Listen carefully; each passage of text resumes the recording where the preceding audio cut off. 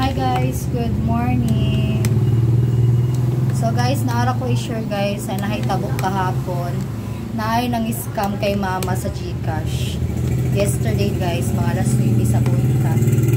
So nagkuhan siya guys, nag-cash out siya sa kay mama. Mao ni yang ipakita. Ayan. Ang pangalan, okay. Pero ang number is dili na siya ako number guys. Tapos ang pizza okay man siya January 30. Tapos ang nakabutang diri kay 9 PM. So nag-edit ra bitaw siya guys. Gi-edit ra ang payment, proof of payment niya natag.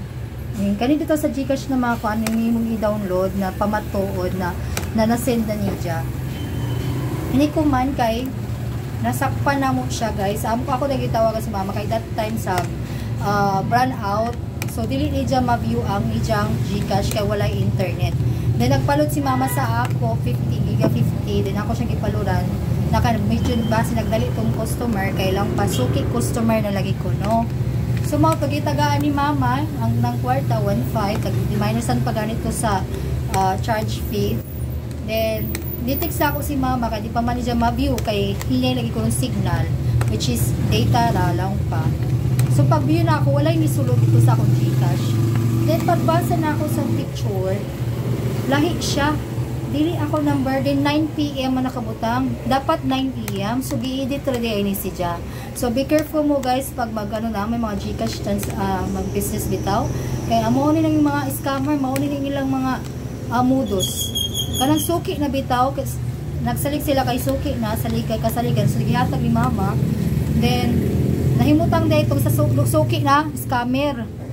So, mao to, amo siyang gipa-blatter guys sa police station. Mayo gani kay buutan ng police, which is silingan po nila, taga, ito, tinagat. So, siya na lang po lang yung ningdo pa. Wala man siya, ang itong nang scam sa mula may kabayad ka na, tulad po siya padalhan sa iyang ginikanan. So, ang nakahitabo ato, ang asawa sa pulis, di na ako i-mention ang pangalan guys. Siya na lang ang nagdupa, siya ang nagbayad sa, nag-refund sa na-scam sa mo na 1,500 pesos. So, mao to, nagulat-ulat mi, and then, naulit man tuod siya, pero laong pa, ang kasipog, sa pagsali sa tao, dili na mabalik, no? Estudyante pa naman, no? Estudyante pa naman, nag-eskwela kita, kurso na yung ana, unya, niya mang-scam kag tao wala pa gani ka maano mang-scam na ka na gino ko lang pasuki bisay suki ng mama adto nahimo naman suki na scammer. So mo to ako siyang gingnan always double check ang GCash history kung nasulod ba gajud. Okay, dili sa panahon karon daghay nagkalisod tungod sa kalisod mahimo ng tao na mang-scam lang guys. So mo to na uli man siya tuod pero amo to lagi gi-report pud na ako siya sa din nila kay para madisiplina siya kay basin ba diya problematic kailangan na kay istorya mo to wala na mo ginapush yung ang pagpa-blatter kay naluoy lagi kay estudyante pa man. Oo, first year pa man siya first year college and then mo to gistorya po na ako ang ilang ko an instructor which is my classmate na po na ako ang naistorya na mo doon basi problematic nahimo ni daw na higano yun na ang scam sa tao. You know, pag mag-scam magkita guys, ang kanang kwartang inyong gi-scam lang pa. Hinaguan na sa tao, dili na siya lang gagipulot ang kwarta. So dapat magunang-una pud ta before tang mag-scam kung ang ba sakto ba atong gibuhat. Nagan may ways para makakwarta kita, makabayad sa atong bills, you know? Dapat dili natin ipaagi sa mayot na pamaagi. Dagay pamaagi para makabayad kita sa atong pangbayad tubig, kuryente. Kaya that time nang scam siya guys, kaya ba yung gibayad sa iyang boarding house. Ibayad niya sa iyang tubig, kuryente sa renta o sa bato. And then ang nabilin, gamay na lang, gusto tayo ibayad kay mama, but mom didn't accept it kay gusto niya full payment. Kay makatapar si mama, caretaker ba si mama diri on dyan. Ako ni tindahan, siya lang may nag-manage.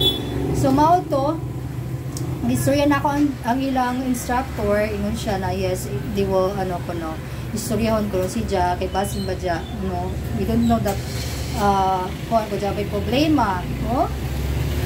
So mao to guys, careful ka mo guys sa mga GCash business owners. So mao to nahitaboa sa ako. Pwede na din nila ma-edit guys kaning mga ngani. Kaya kasagaran mo ko si mama, ang i-check ra kay kanang check lang o ang ako name. Then nalipat siya ng akong number is dili mao. Dapat 275 ang last. And then nakabutang diri is 270. So mao to kay syempre nisalig na lagi gihatag din ni jang bayad. Wala na niya git ma-check diri kay hinay ang connection data ra ba dya. Kay that time ko no brand out, wala may. Dito lang po na brand out no, grabe po ni mga kuan. So mao to, wala man siya moatubang sa ako kay mama na siya ni istorya. Hindi hain na to sa pasingon. Wala po ay nalawang pa na ni wala bitaw mga ipasaylo bitaw. Mo siya nagtago-tago unsa ba to siya uy. Tapos ko akong giistorya ang amo silingan which is her friend, you know. Nilawang siya na mao niya ang pangalan, mo na kay kuan man dito murag ahead sa ila, may naghatag sa ako ng names and personal information niya. So mao to, lesson learned na kanto sa India na dili si Jamang scam nan mga mga negosyante kay dili tanan ni Ja maingat kay porket lagi tiguyang na 50 anyos na kung mama kala mo siguro siya mailad ni Ja way sa magunang huna na ako ng GCash account makakukuan ko maka-check ko sa history kung sino yung nag-transaction dako gadto di Ja na ano pa tawag dyan gabi ni Ja kadako na mistake na ija ko giskam ya Ja kabayo na sa pa tawag na bright pa ini sa mangingilaray oh dili ka dyan magbayis kami scam kaya na masipgan ka dyan di na ka na ako i-mention ang pangayan but I'm sure you're watching this lesson learned dyan sa imo kay you know now cream para ba ka dyan ka diba cream ka diba magpulis ka in the future so dapat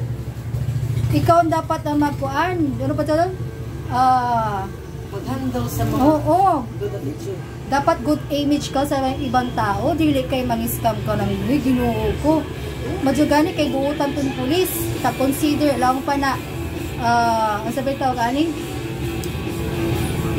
lang pa na ni hangyo siya sa ako na dili kan ipadadin kay kaluoy nimo. Kaya in the future, di ka doon ka makasidog koan, pulis kung ingana manggaling. Oh? So, maura to guys, nag-share lamang ko sa ako tagbati, kay gabi na ako high blood gahapon.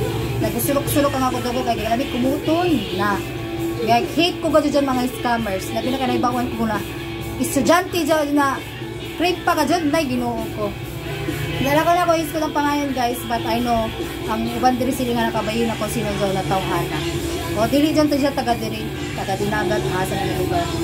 So, maura to guys, be careful kamo sa mga GCash business owners. Always be careful, double check with the permitting. Bisan friend pa nimo, suki o kamag-anak pa nimo dyan kay pag once kwarta lang isgutan na, mga scam na na. Maura to guys, amping perni.